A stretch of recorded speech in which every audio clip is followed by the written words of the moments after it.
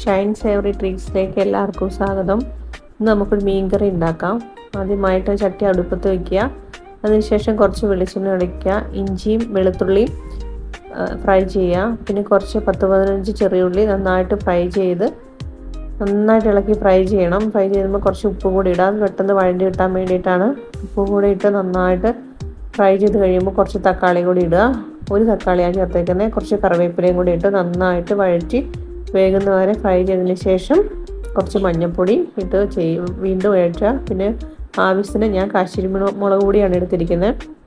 കാശ്മീരി മുളക് പൊടിയും കൂടെ ചേർത്ത് നന്നായിട്ട് വഴറ്റി നന്നായിട്ട് ഫ്രൈ ആകുന്ന വരെ വഴറ്റിയെടുക്കുക. അതിന് ശേഷം തണുക്കാൻ അനുവദിക്കുക.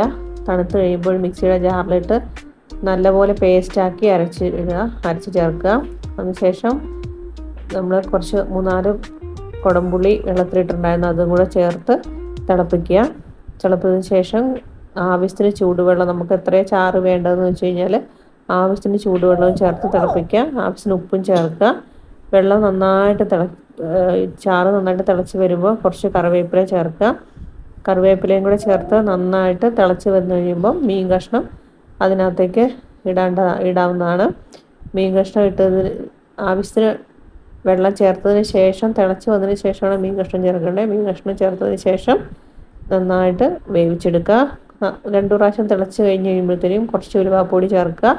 ഉലുവാപ്പൊടി ചേർത്ത് വീണ്ടും വെള്ളം വറ്റിച്ചതിന് ശേഷം ആവശ്യത്തിന് കുറച്ച് വെളിച്ചെണ്ണയും കൂടെ ചേർത്ത് നമുക്ക് കറി വാങ്ങി വെക്കാവുന്നതാണ്. മൂടി വയ്ക്കുക, വെളിച്ചെണ്ണയുടെ ആ ഒരു മണം കറിയിലേക്ക് ഇറങ്ങാൻ വേണ്ടി. Thanks for watching.